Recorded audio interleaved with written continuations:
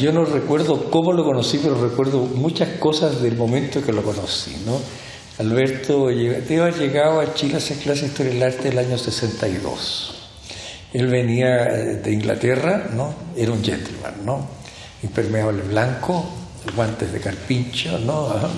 Chaqueta de tweed, era un caballero, ¿no? Absoluto, ¿no? Y hablando un inglés muy golpeado, o sea, muy Cambridge o Oxford, no sé, no podría tener tanta expertise, ¿no? Bueno, y asumiendo una clase de Historia del Arte de una manera realmente espectacular, ¿no?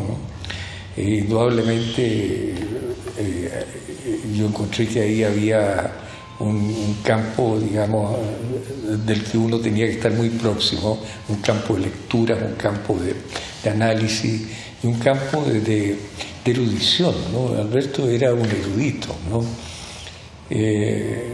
La primera clase teníamos era la sala de Historia del Arte, era la sala del centro, el segundo piso, en contacto más cerca del Bellas Artes, o sea, al frente donde está nuestra sala de conferencias, ¿no?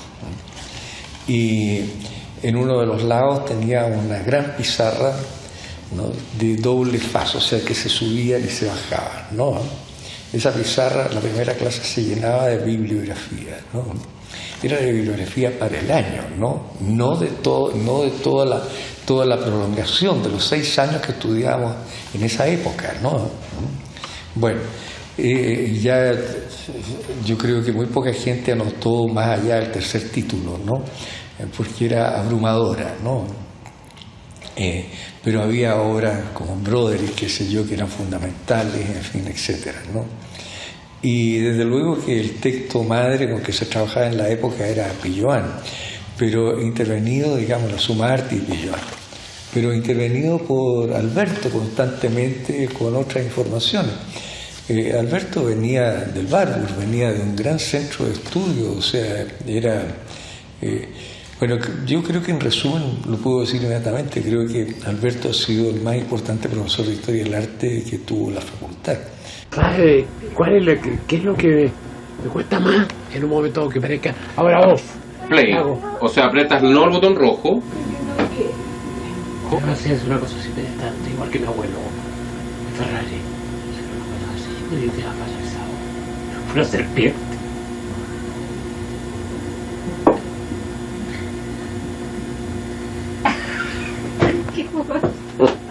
Tú sabes que una cosa que venía de espérita porque mi tía Quina hacía lo mismo. Yo miraba así, los cabros chicos y temblaban todos.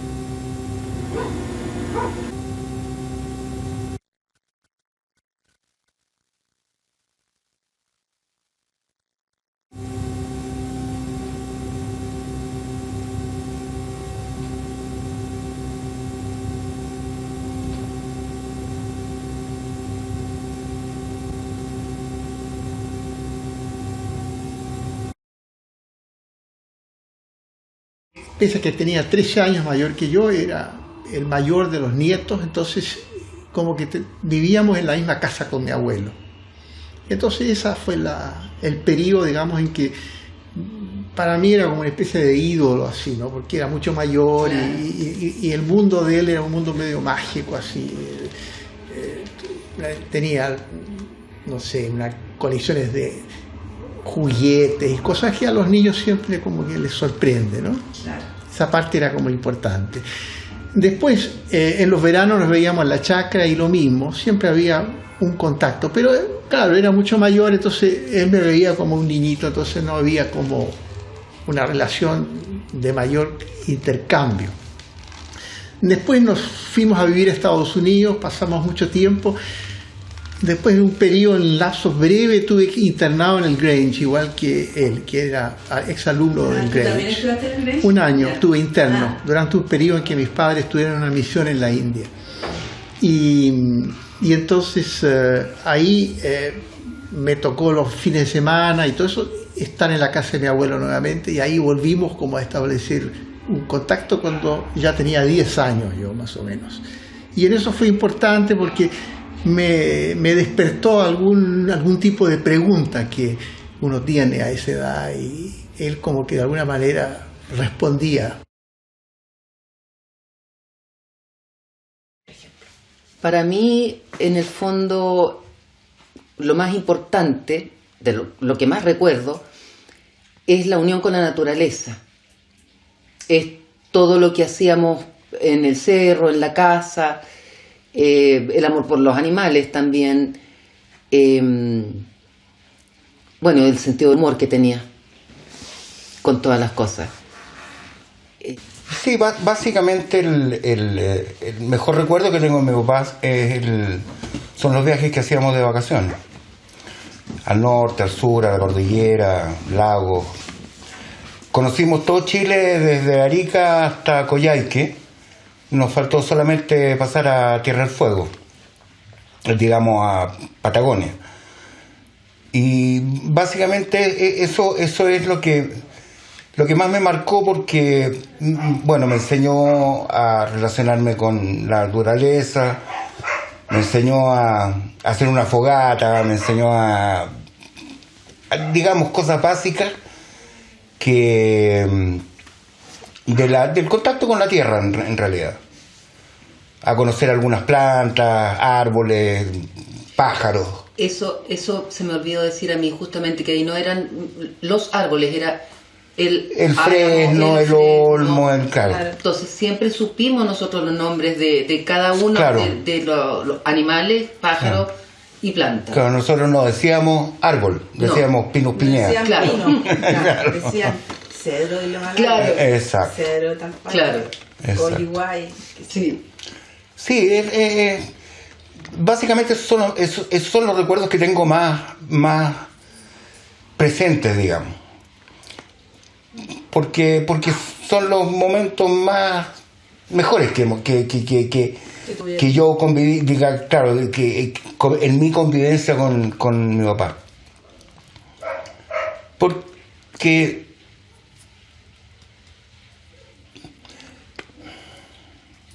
más me acuerdo de cuando él trabajaba muchas veces con gente en la casa, con sus alumnos,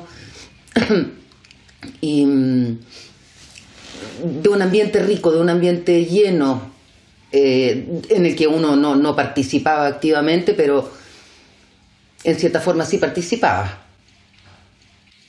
De lo que me acuerdo de Alberto Pérez es siendo yo alumno de Bellas Artes el año 65, entré yo a la Escuela del Parque. Él era mi profesor de Historia del Arte, supongo que se llamaba así, sencillamente Historia del Arte. Y hacía una clase muy energética, entusiasta, con mucha gestualidad corporal. Era un tipo muy vital, muy simpático además, y que aparecía como un tipo muy erudito y que conocía muchas cosas. Eso era la impresión para un niño totalmente desinformado, desconectado del planeta, de 16 años, de 17 años. Yo fui alumna de Alberto desde el año 61 en Bellas Artes de la Chile, y fui a todos sus niveles de Historia del Arte. El único que nos hizo distinto fue un seminario de Rómulo Trevi sobre el barroco. Alberto era una persona apasionada de su quehacer, entusiasta, o sea, súper provocador, ¿te fijas? O sea, yo el recuerdo que tengo es que salía de clase con las camisas que le chorreaban. Ese es mi recuerdo de imagen de Alberto. Entonces era una persona muy provocadora de interior de clase, muy motivadora. Como te dije antes, nuestros encuentros fueron de alumno a profesor, de profesor a alumno, mejor dicho, y ahí el conocimiento y nos empezamos a ser amigos, y nuestra preocupación de lo que realmente estaba surgiendo en ese momento en el país, las distintas situaciones y cómo poder enfrentarlas y poder participar en ese entonces. Era nuestro mayor anhelo, participar nosotros como elemento total de la sociedad, que se veía que venía la evolución. Te estoy hablando bastante antes de Salvador Allende, o sea, antes de las elecciones de aquel entonces, bastante antes. Entre leer, me acuerdo que nos juntábamos mucho en el casino de la escuela, y ahí teníamos unas mesas de discusiones, de planteamientos hacia el futuro, hacia el pasado. Ahí volamos nuestras inquietudes, y ahí se empezaron a producir pequeñas tareas, pequeños compromisos, que eso fue aumentando por sí solo. Yo creo que hay que hacer una distinción, y Alberto es una persona que salta hacia adelante siempre, entre los intelectuales vacíos. Estamos llenos de intelectuales vacíos, de gente, tenores huecos, como dice, gente que canta muy bonito pero no dice nada, y la gente que se compromete. Alberto fue un hombre, además, claro, una de las entradas de Alberto es el más culto de los agitadores poblacionales, pues bueno, trabajó en la Cora, trabajó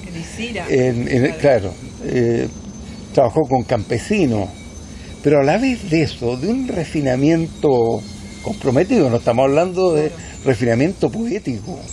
Alberto en su bibliografía incluyó algo que fue sorprendentemente actual a la época, ¿no?, que era la historia social del arte y literatura de Hauser. Hay que acordarse que el año 82, Frank Castell, ¿no?, publica su sociología del arte, o el año 80, creo que no sé si 80, comienzo los 80, digamos, ¿no?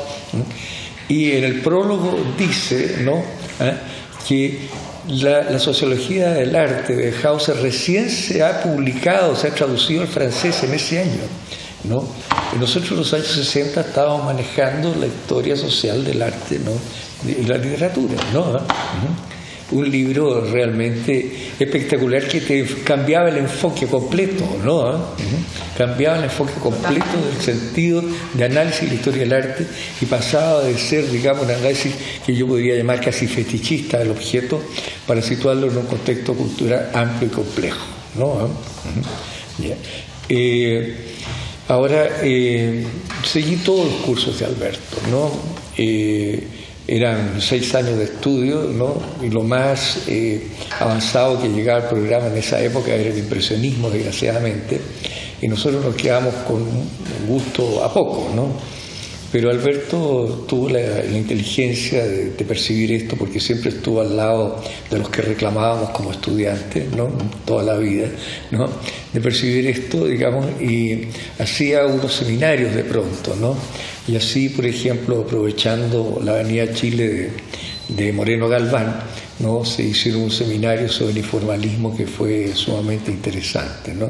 Entonces, yo diría que ya el año 64-65, ya señalé, ¿no?, Alberto se va directamente a la problemática política. Y conjuntamente con eso viene la larga serie. Bueno, Alberto Pérez no fue un productor de arte tan gigantesco, ni mucho menos, ¿cierto? Su obra es muy acotada, pero ahí hay una propuesta, ¿no?, pictórica, si pudiésemos decir. Son cuadros desintegrados por completo, donde están todos realizados a tablas, ¿no es cierto?, clavadas sobre soporte duro, con fotos, etcétera, que se llama, comillas, serie Las Barricadas. Yo diría que en la serie Las Barricadas, ¿no?, que es, yo diría, para mí la mejor serie, no sobre todo por las temáticas que trabaja en esa serie, sino que también por esta suerte de rehacer todo el sistema constructivo del cuadro, deshacer definitivamente la estética del cuadro para presentar una obra entre objetual, semi-instalación. Bueno, en todo caso, todos preguntan, ¿y esto es un cuadro? Ya no era un cuadro, ¿no? Y era una realidad, ¿no?, que se expresaba directamente con los objetos, ¿no?, de cajas de fruta no desarmadas, clavadas, como digo, en el soporte duro. Detrás estaban las fotos de la Segunda Guerra. Hay un cuadro muy importante en las barricadas, que es la famosa foto del niño con las manos arriba, un niñito de 5 o 6 años, ¿no?, en Polonia. Y que va, obviamente, fue muerto, ¿no es cierto?, según Alberto, en un momento después, ¿no? Y todo lo que son los campos de concentración. Yo diría que Alberto en el año ya 1965-66 está muy preocupado de una especie como entre la realidad nacional latinoamericana y sobre todo Vietnam. Vamos sumando problemas, ¿no? Vietnam suma ahora ese estudio riguroso que hace sobre del desastre, ¿no?, del ser humano, ¿no?, en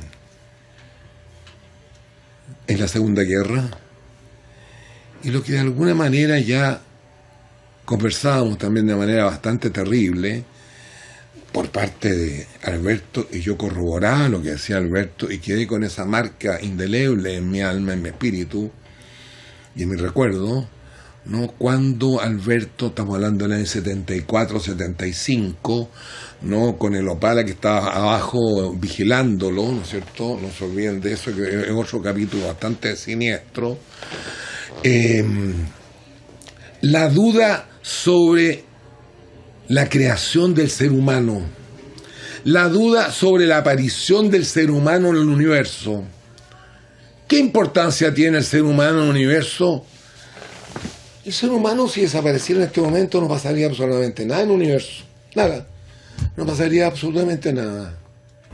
A pesar de que él me dijo a una portera, lo único que yo no quiero es nada que ver con el ocultismo. Y en eso yo estoy de acuerdo. Yo tampoco creo en el ocultismo. Creo que el ocultismo es una manifestación del mundo invisible que se manifiesta a través de mil maneras, ¿no? Claro. Las microondas, todo eso es el mundo invisible. Pero que sí tiene que ver con la formación del campo energético, ¿no? Claro. Y eso no tengo ninguna duda que algo sobrevive. Habría que ver qué, ¿no? Pero eso ya es otro tema. Sí, nos alejamos de Alberto, ¿no?, en ese sentido. Pero con él, como te digo, no te puedo dar una respuesta muy clara respecto a tu pregunta concisa, vale decir, sobre cómo vino ese quiebre de una cosa hacia la otra, ¿no? Pero yo creo que es la misma vida quien le mostró que tal vez habían otras vías también. Ahora, con respecto a tal vez el medio mismo te genera una respuesta. Y todo el periodo de la dictadura, yo creo que sin duda para él fue un pretexto de lucha constante, ¿no? Bueno, Alberto, como director del museo, cuando lo nombran director del museo, coincide con un viaje que le había hecho el primer viaje que hizo a Cuba.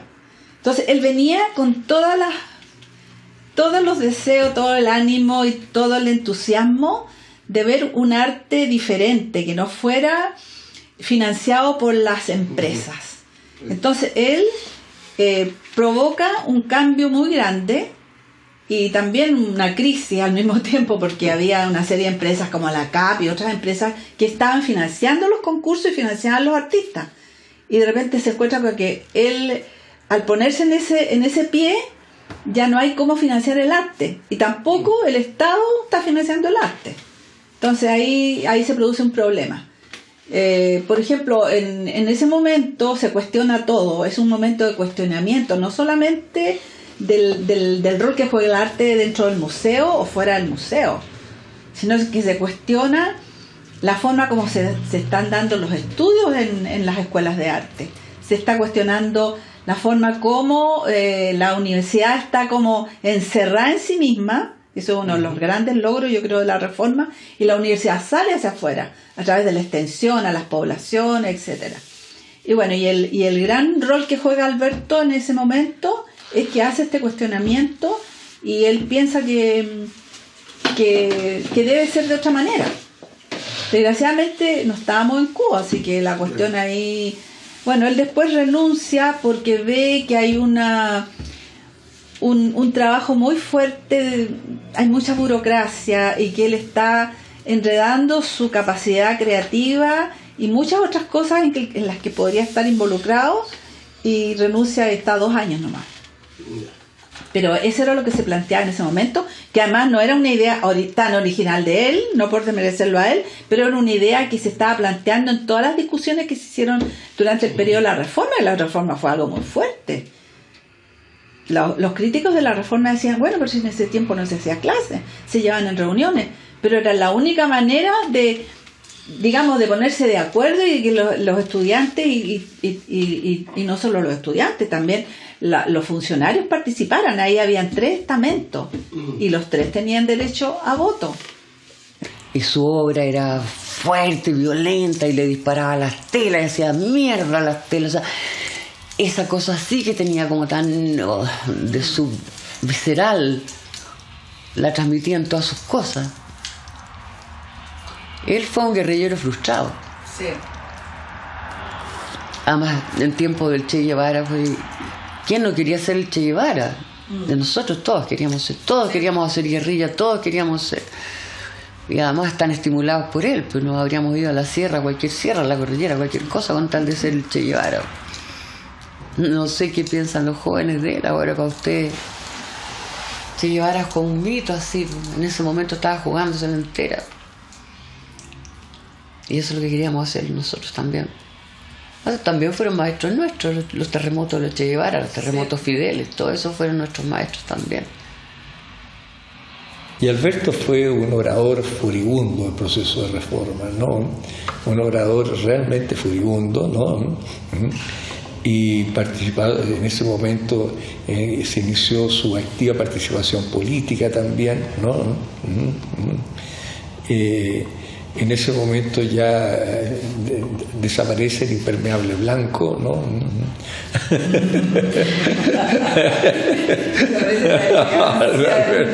Alberto empieza a transformarse, ¿no? A radicalizarse, ¿no? Toma el Museo de Arte Contemporáneo, es director del Museo de Arte Contemporáneo en un momento dado, ¿te fijas? Y finalmente, cuando sale Allende, deja la universidad Alberto, ¿no? Lo que es una pena, ¿no? Y se dedica, digamos, a colaborar con la reivindicación campesina, ¿no? Yo recuerdo, tengo una imagen nítida de Alberto llegando en un jeep todo embarrado a La Moneda, bajarse con botas de goma, con 4 campesinos con poncho, él también desde luego, ¿no? Y entrar por la puerta principal, todo embarrado, a hablar con Allende, ¿no? Ese era Alberto. Era tremendo, era crítico, eso digo, estoy hablando de un crítico de arte de verdad, como digo, un crítico de arte de poto mojado, o sea, él iba con su se comprometía con su idea, y bueno, en general no lo querían mucho Alberto, mucha gente, pero los que lo conocimos, y el grueso de sus alumnos lo considera como el gran maestro, yo estoy hablando de los años 60, 70 hasta el 73, que ahí se produjo la debacle de lo que muchos llaman la edad de oro de la Facultad de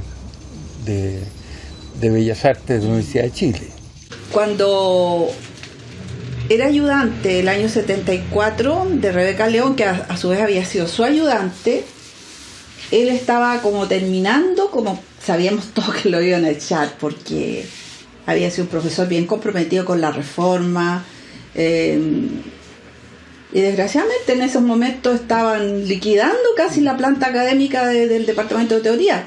Eran, creo, más de 100 personas entre docentes y ayudantes, y quedaron poquísimos, se redujo como a 15, fue un corte de cabezas tremendo. Me acuerdo claramente que cuando se hizo para que la gente se egresara, se hizo así como unos cursos rápidos de marzo a mayo del año 74, de marzo a mayo del 74. Y ahí él está todavía de docente, y después ahí en esa fecha, cuando terminó en mayo, le dieron la exoneración. Yo pensaba que por ser una persona que tenía tanto talento y vinculación en el extranjero, él se iba a ir exiliado. Y para nuestro asombro, porque varias personas que lo seguimos en ese paso, dijo, no, yo me quedo porque este es mi país, porque quiero mi país, amo su paisaje y voy a dar la pelea aquí contra la dictadura. Esas fueron sus palabras.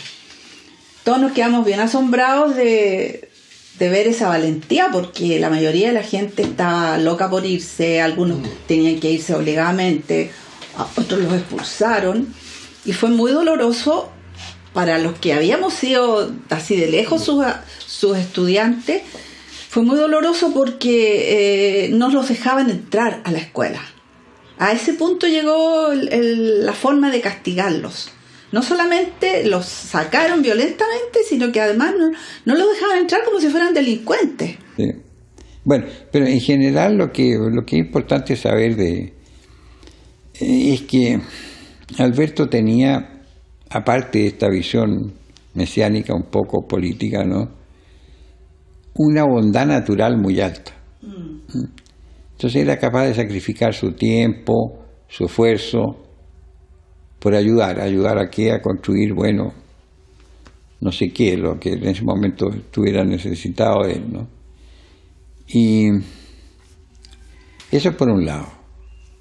Por el otro lado era un tipo muy de gusto de mujeres y no se hacía mucho rogar, o sea, yo creo que realmente lo pasaba fantástico de bien, ¿no? O sea, era una cosa normal, o sea, cada cual le tocaba un carácter distinto, pero él era así entretenido. Y bueno, nosotros teníamos esa cosa de haber estado conversando horas y horas de arte, horas y horas de cosas, y nunca logramos, fíjate, tener una conversación exclusivamente de pintura. Así, ¿no? Nunca, o sea, siempre terminábamos hablando de política, ¿entienden? Porque se empujaba la idea de que el arte debiera tener una significación política. Bueno, y sin embargo el grupo Signo estaba trabajando en la dirección hacia lo abstracto, hacia quitar la anécdota, quitar la representación y trabajar con otros elementos. Bueno, como te digo, el abrirte un mundo ya maravilloso, desde los primeros, digamos, ¿no es cierto? Desde la prehistoria, Egipto, sí, porque sabía de todo. Porque de todo, pero lo bonito era como el arte iba cambiando a medida que iba cambiando, digamos, el mundo, ¿ya? O sea, habría nuevas posibilidades, ¿te fijas? Ya sea técnica, y entonces se iba también abriendo el arte a esas nuevas técnicas, ¿ya?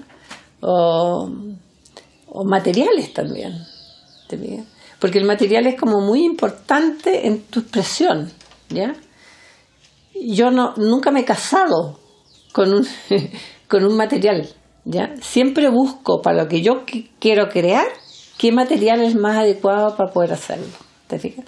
Y es así como he hecho escultura en cerámica, en fierro, mucho en bronce, en fibra de vidrio con resina, ¿te fijas? En madera, y eso usando, qué sé yo, placas de aluminio con placas de madera, ¿te fijas? Entonces eso te da la posibilidad de nuevas formas de expresión, ¿ya? Y eso de alguna manera en historia del arte, digamos, como lo enseñaba Alberto, ¿te fijas? también iba mostrando eso, ¿te fijas? Entonces era como, se te abren las posibilidades, ¿ya? Y yo creo que eso es lo que tenía Alberto de maravilloso, que no solamente enseñaba para que tú aprendieras, digamos, historia del arte, sino que te transmitía este amor, ¿ya? Por la creación, ¿ya? Y por la búsqueda, ¿ya? De nuevas formas, de nuevos materiales, Sí, yo creo que eso es una de las cosas que un buen profesor hace, ¿ya? Y que te enseña a amar, ¿ya? Era el hecho de preguntarse, ¿ya? O sea, en las grandes, me acuerdo cuando subía a su casa y teníamos grandes conversaciones, ¿te fijas? Por un lado, el haber podido conversar de su obra misma poética, ¿ya? Y cómo él se preguntaba frente a la vida, ¿ya? O cómo quería vivir, ¿ya? Entonces va más allá de la cosa de educación propiamente tal, sino que era más bien un contacto humano, ¿no es cierto?, de amistad y de búsqueda de todos los intereses de cada uno, tanto de él como del mío, ¿ya? Y ese entusiasmo por la vida que él tenía, ¿no es cierto?, esa búsqueda de ir más allá de lo cotidiano, yo creo que eso de alguna manera me formó, ¿no? Me formó, sí. Alberto era un tsunami, era un terremoto, o sea, él era un terremoto, entonces nos enseñó y nos obligó a hacer terremotos a nosotros, entonces vamos a vivir hasta los 100 años trabajando nomás, porque esa es su manera de vivir y la nuestra igual. Ninguno es plácido y quieto, estamos todos picando tronco, picando piedra, terremoteando al mundo. Para donde podía, me entregaba la poesía de Albertino. Yo le decía Albertino, de Alberto, porque fue una época en que había varios artistas hoy que hacían poesía también. En la misma escuela, oye, él tenía su grupo de personas, oye, que eran poetas, oye. Amigos, claro. Claro. Era amigo de Enrique Lin. Era amigo de Enrique Lin, por ejemplo. Claro, y de qué más, oye, si tenía tanto amigo, y es que era un gran profesor. Claro, lo quería mucho. Bueno, entre los escritores era muy, muy amigo del alma de José Donoso. Claro. Él le corregía los libros a José Donoso. Y le dedicó un libro que se llama Este Domingo. Yo por ahí lo tengo. Y no sé qué otros poetas, porque... Pero él, oye, como persona era muy, muy fantástica. Y fantástico como profesor personal, oye, hacía unas clases espléndidas. Por Dios que lo sentí yo.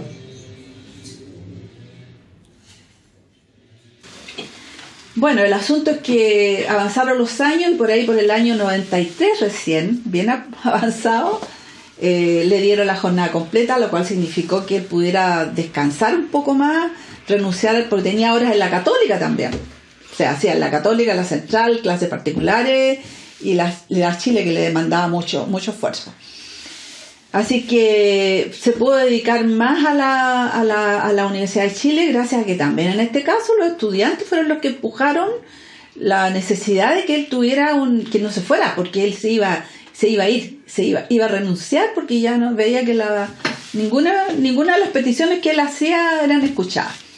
Y hay que decir en honor a la verdad que el profesor Pablo Yarzún fue uno de los que se jugó en ese momento como vicedecano para que él tuviera la jornada completa y le posibilitara la realidad de que él tenía que dedicarse a una sola cosa, porque además ya no era tan joven. Había tenido un infarto y no estaba muy bien de salud. Finalmente le dan la jornada completa y el año 97 él se retira de la universidad, ahí jubila. El legado de mi padre no está solo en su obra artística.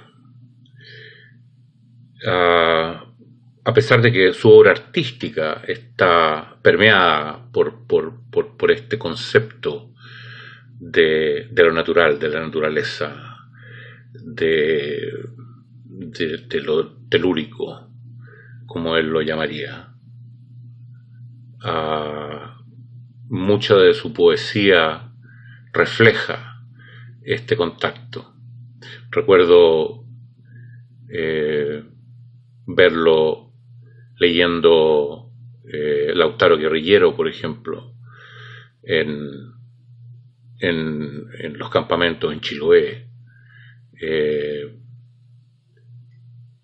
Era típico, por ejemplo, verlo con un bloc de dibujo y sus lápices de colores registrando flores. Recogía flores o sencillamente se sentaba o se tendía al lado de una flor y empezaba a dibujarla. Y después de años de hacer esto mismo, su carpeta creció y tenía registros de innumerables flores silvestres de diferentes zonas. Algo que era muy típico verlo haciendo también era recogiendo piedras, porque normalmente parábamos o acampábamos cerca de un río o cerca de un lago para poder tener agua al alcance de la mano. Y era muy típico verlo recogiendo piedras, las juntaba en bolsas, las catalogaba, y cuando llegábamos de vuelta, las ponía en frascos de vidrio. Y tenía en la casa tenía 12, 13 frascos llenos de piedras.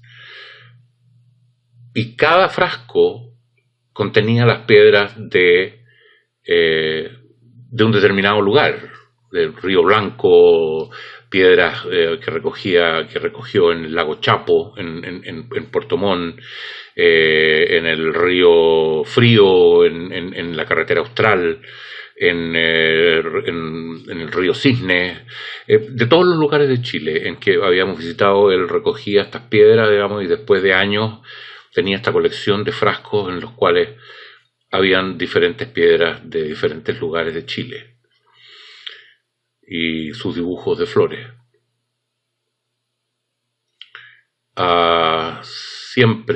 Siempre fue intenso.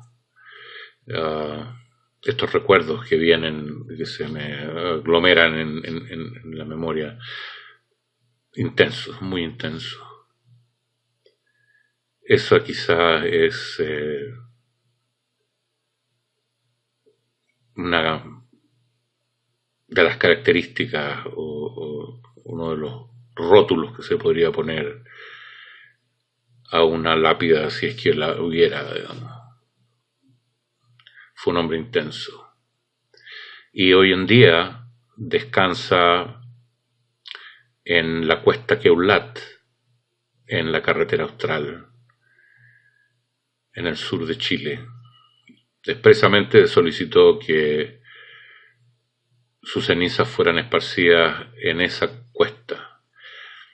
Y están en la cima de la cuesta, en el punto más alto, dominando el valle. Se quedó y pidió que lo dejáramos en uno de los lugares que más amó, que es el sur de Chile.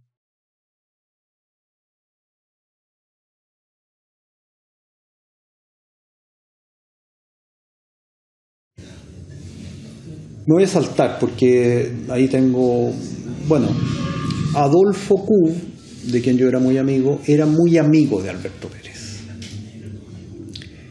También eso era un revés porque no debiera haber sido muy amigo de Alberto Pérez, porque Adolfo Cobo era muy momio, muy reaccionario, muy temeroso, y Alberto Pérez era todo lo contrario. Entonces cuadraba más con mi sensibilidad política que con la de Adolfo.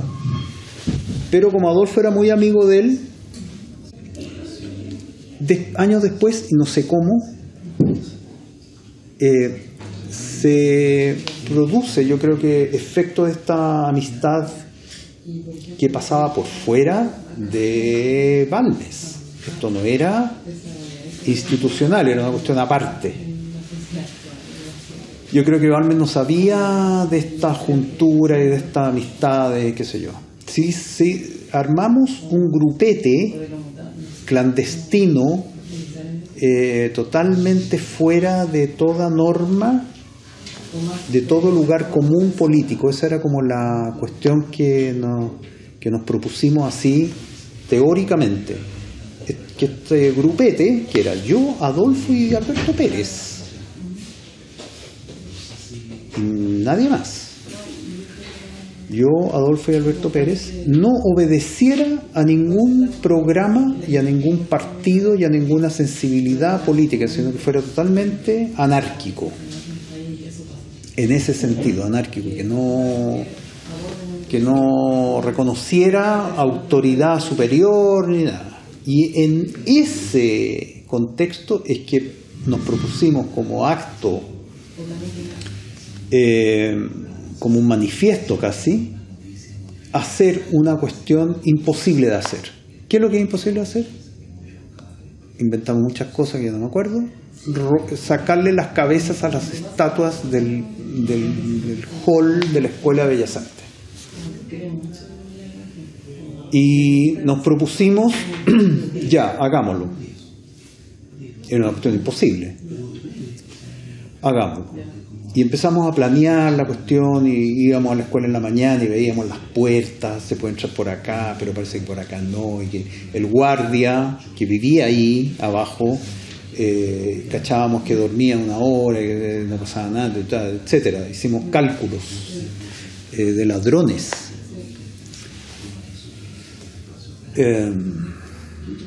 Y esto tiene que haber sido el año 70-71, porque estaba la Unidad Popular.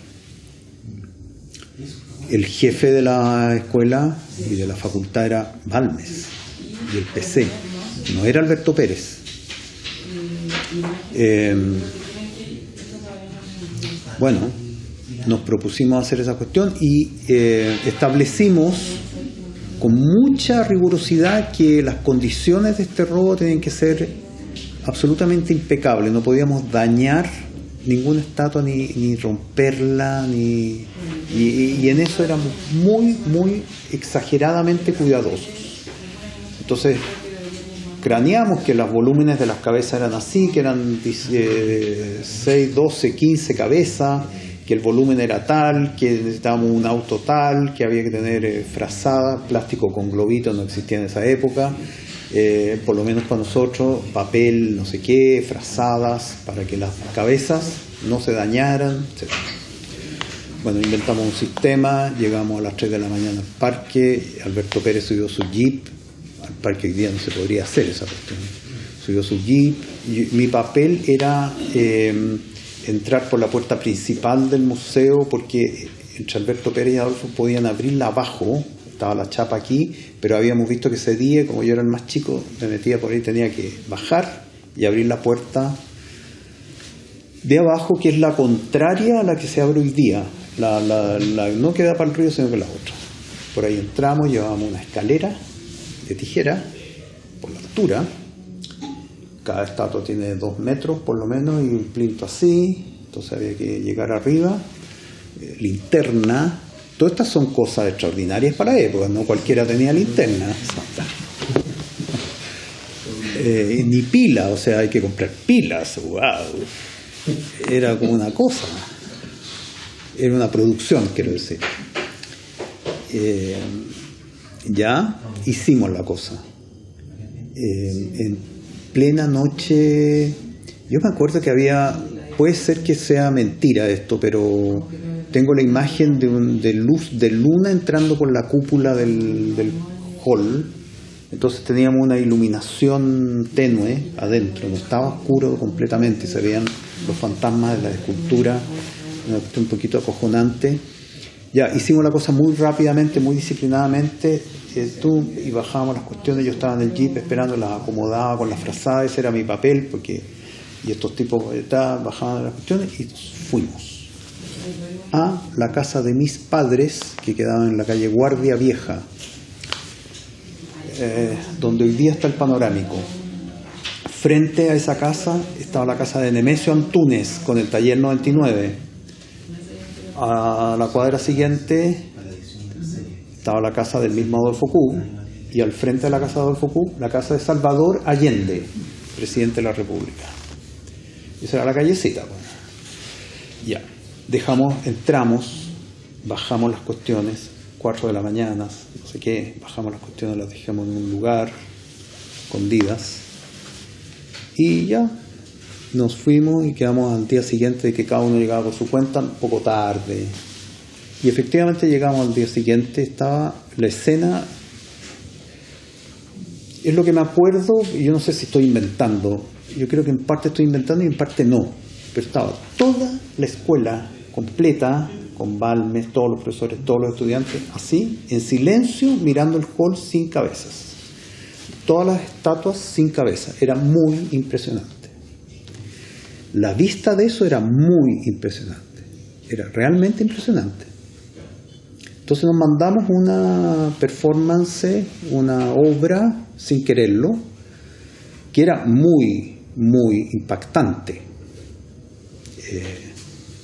y que imantaba una cantidad de sentidos infinitos, porque estaban todos así con el signo de interrogación, los comunistas, los del MIR, los socialistas, ya más no habían 2 demócratas cristianos, no sé qué, en la escuela, en toda la facultad. Estaban todos cachudos, todos como mirándose, y nosotros haciendo los huevones. Nosotros éramos los menos sospechosos, éramos los más incapaces, los más nadie, los sin ni una weá, sin ningún poder, ni una cuestión. O sea, éramos. Pero algo. Pedro Miras, ponte tú. Pedro Miras algo cachaba.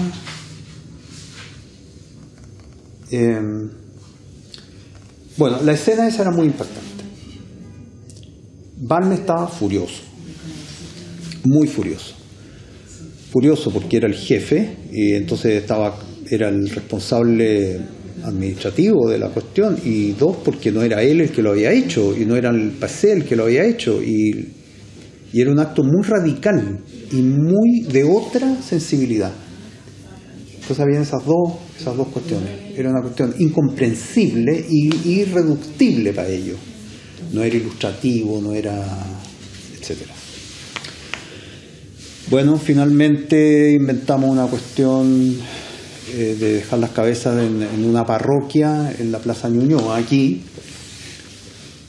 Hicimos mal porque no calculamos que al frente de la parroquia vivía Pedro Miras y que nos vio pasar en el jeep con las cabezas fondeadas, pero nos vio pasar como a las 3 de la tarde, y inmediatamente la noticia se supo, aparecieron las cabezas en la casa parroquial del cura, que nosotros llamamos al cura porque lo conocía mi padre, etcétera, y nos dijo: déjenlas ahí, yo no sé nada de lo que me estaba hablando, déjenlas en una parte, nos dio unas indicaciones y llamen a la policía.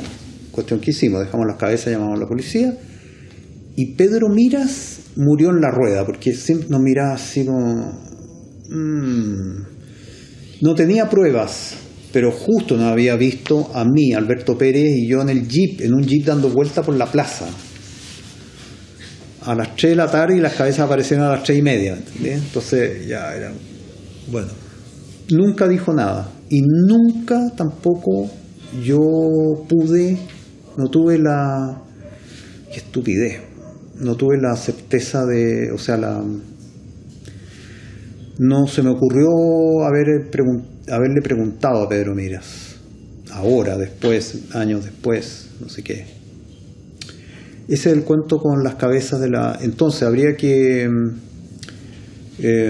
buscar, porque salió en el diario, en la tercera salió una foto no demasiado buena del hall, sin cabeza, y decía, el título era bueno, decía Descabezadas las bellas artes. Bueno, ¿en qué íbamos? Víctor Jara. 78, ponte tu época, sí, del Congreso de los Derechos Humanos. 77, 76. Ahí estoy fallando con la fecha, maestro. Lo tengo en el cartón del diapo. Digamos que 76, 77, ¿no? Me llama, tengo lista la obra. Subo y me encuentro con esta instalación 1 a 1, que conste, 1 a 1, la misma proporción, todo medido. Era la reproducción en obra de la tumba y del contexto de la tumba, o del contexto del lugar donde, a mano, con un carbón, decía Víctor Jara. Y abajo sí creo que 1973, pues, chiquitito. Y eso era sobre pizarreño. No había ni placa de mármol, nada. Entonces están las tumbas de todos los vecinos de Víctor Jara. Pero el tema, que lo conversé mucho con Alberto, era que Alberto dijo, no, esto tiene que ser el contexto tal cual, literal, donde está Víctor. Bueno, ¿qué hizo este hombre? La verdad, se robó los maceteros, las flores de plástico, las animitas, los monitos, todo lo que eran los vecinos. Porque los vecinos, no, o sea, tal cual el cementerio lo transfiere a su obra. Había abajo, ¿no es cierto?, recuerdo una tumba que estaba recién enterrado el cadáver y estaba todavía con los ladrillos fiscales a la vista. Ordenada la placa de mármol, no estaban los nombres, las fechas, otros nada, un florero, flores secas. Bueno, todo eso lo lleva a su trabajo. Se lo saca todo, lo lleva en una bolsa, ¿no?, al taller y lo instala entonces en su trabajo, que fue de largo trabajo, porque en realidad examinar esa instalación, ¿no?, sobre Víctor Jara, sobre la tumba de Víctor Jara, es realmente impresionante todo el trabajo que hay ahí, ¿no? Y todo, a ver, siempre nos referimos de cierta manera negativa, ¿no?, a la estética de la mímesis, pero aquí la estética de la mímesis, ¿no es cierto?, que como decía Juan Francisco González, es lo igualito a la realidad que le cargaba, obviamente, a Juan Francisco González. A él aquí funciona perfecto. O sea, esta obra sobre Víctor Jara es una pieza única en la obra de arte de Chile. Y hoy ese homenaje, ¿no es cierto?, de mediados de los años 70 de Alberto a Víctor Jara, no solamente el primer homenaje, ¿no es cierto?, que yo conozco, datado, ¿no?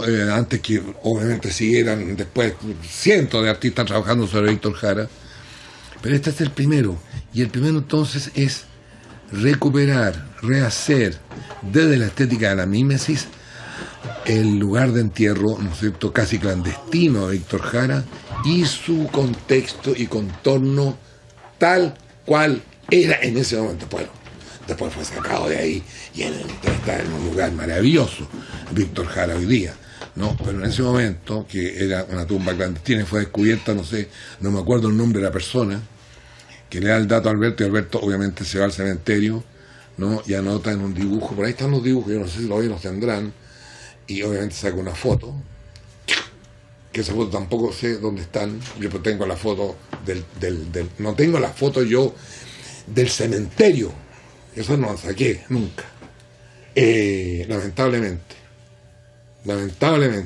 hasta el día de hoy, ya que ustedes me lo recuerdan, me da una verdadera vergüenza, que debería haberle hecho al tiro.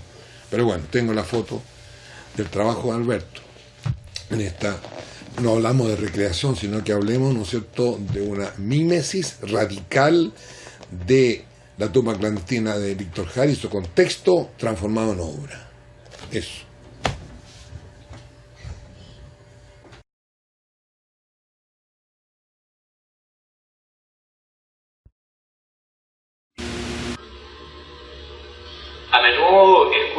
conscientes que tienen alguna responsabilidad en nuestra vida republicana, palabras de crítica severa a la actividad universitaria. Se quejan de los gastos que hacemos en nuestras investigaciones y docencia. Consideran muy elevado el número de personas que ocupamos. Con frecuencia se nos aplican criterios económicos y administrativos apropiados para el buen funcionamiento de cualquier otra empresa pública o privada, porque se olvida lo que somos por esencia, una comunidad de trabajo colectivo extremadamente fluida y variada, cuya misión es poner la verdad, la belleza y la esperanza en la existencia de la nación. Como señala Enrique de Tilly en el desarrollo de la universidad, no reflejan el deseo de evitar el control de las actividades universitarias y sus gastos, sino más bien el reclamar que la valoración sea hecha por sus resultados académicos antes que por los económicos. Para nosotros, pedagogos, admiradores de literatos, pintores y escultores, de poetas fundadores, el estímulo de ver asociado nuestro trabajo a la creación estética como parte de un ideal mayor, fundado en la búsqueda de la razón y del papel del intelectual en el progreso social, nos da siempre la esperanza de cumplir con la meta de proyectos múltiples y variados en el marco de un camino hacia el humanismo, de la cultura del país. Así lo percibieron quienes ingresaron como alumnos o maestros al teatro experimental, al conservatorio, al ballet y a la Escuela de Bellas Artes. Si la vocación parece un tanto remota, no lo es la experiencia acumulada en tantos años, durante los cuales se fueron consolidando vocaciones y sumando esfuerzos por hacer arte. Así es como la obra de José Balmes ha llegado a ser conocida de todos. Su trayectoria es patrimonio nuestro, como lo es también de Europa. El trabajo ininterrumpido del pintor es señal de constancia y amor por el oficio. Seguimos desde hace más de 40 años, muy de cerca, el camino de una vocación. Pero es camino difícil el de un amor perseverante. Observé el desarrollo de su actividad no como analista o crítico, sino como compañero, con tantos otros que tuvimos esa oportunidad y con esta la de un estímulo rico y mantenido. La mirada de José Balmes como pintor me enseñó su capacidad incansable de observador del mundo, de los hechos del tiempo, de la transmutación poética de la historia, gozosa a veces, terrible en muchas oportunidades. Los hombres y los honores, los premios que ganan, aquellos que siguen al Creador en las exposiciones, selecciones y concursos, no lo dice todo. Mucho más nos dice su quehacer en el testimonio que nace del contacto fraternal con el hombre todo. El artista es hombre primero, afirma Albert Camus, atento a su tiempo y siempre solidario. Es en este punto donde la afirmación de Balmes, pintor, se hace inseparable de la vitalidad y acción del universitario. Arte y universidad se explican porque a veces, donde termina el discurso científico, se hace posible el lenguaje del poeta, y ambos tocan al hombre en sus necesidades, en sus proyectos y en la afirmación de una vida más plena y feliz. En José Balmes no se puede separar intérprete que hizo suyos los altibajos, las convulsiones y desgarros de nuestro tiempo, con el maestro comprometido en la labor docente, la formación de las nuevas generaciones. De la corriente que unió no solo a los artistas visuales, sino a gente de teatro, a músicos, a todos quienes realizaban arte, con el mundo extramuros, al cual la universidad quería comprometer en un quehacer nacional. La memoria hace más rica y más rico el presente y nos obliga al menos a la sinceridad. El profesor José Balmes hizo propio estos proyectos en un tiempo de cambio en que muchos le acompañaron. Su obra de rector y su entrega a la educación de futuros artistas fueron una sola y coherente tarea. No solo como mero ejercicio de técnicas, sino como parte de un lenguaje que era una rica y legítima interpretación del mundo. Los que vivimos en exilio, fuera o dentro del país, en verdad nunca nos separamos. Por el contrario, la distancia nos dio la oportunidad de sentir el vacío de la ausencia y la irrenunciable voluntad de reunirnos un día. Más aún, algunos, como Balmes, arriesgaron todavía en dictadura desafiar una reestructuración o redestrucción de la universidad impuesta en la época del señor Federico. Balmes participó en debates, reuniones, clases, mesas redondas, en la que dimos en llamar universidad paralela o alternativa, en momentos en que las alternativas realmente eran casi una fantasía.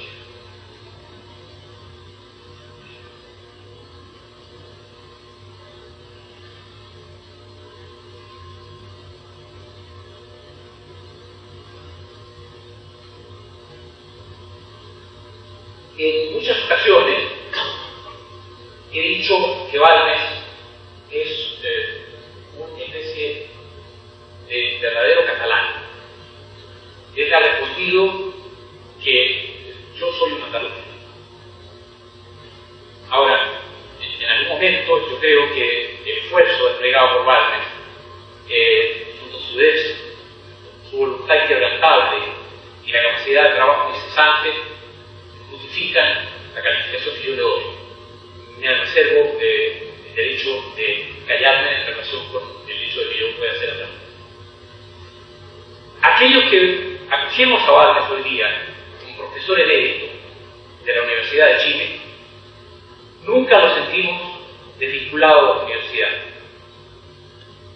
Y por ello, más aún, algunos arriesgamos lo que arriesgamos para verla hoy día capaz de reunir a sus miembros todos. La vida de José Balmes, en muchos aspectos, no ha sido fácil. Todos conocemos la llegada a Chile de Winnipeg. Para muchos, este es un acontecimiento histórico. Para otros, fue el duro inicio de un destierro. Pero si este duro inicio tuvo algún efecto enriquecedor, fue el de darle otra carta de ciudadanía que lo convirtió a él, como a tantos otros españoles, en compatriota nuestro, que arrabó la búsqueda anterior. Hoy día la Universidad de Chile reconoce en el español chileno el aporte que estos dos horizontes hicieron posible. Recibimos al artista, al maestro que asumió responsabilidades de conducción en nuestra Escuela de Bellas Artes, haciendo suyos los problemas de tiempos difíciles para la universidad y para el país. Aprovecho esta oportunidad para saludar con todo mi cariño a Gracia Barros, su mujer, a Concepción Balmes, su hija, creadoras y universitarias, ambas, y compañeras de ruta del mismo.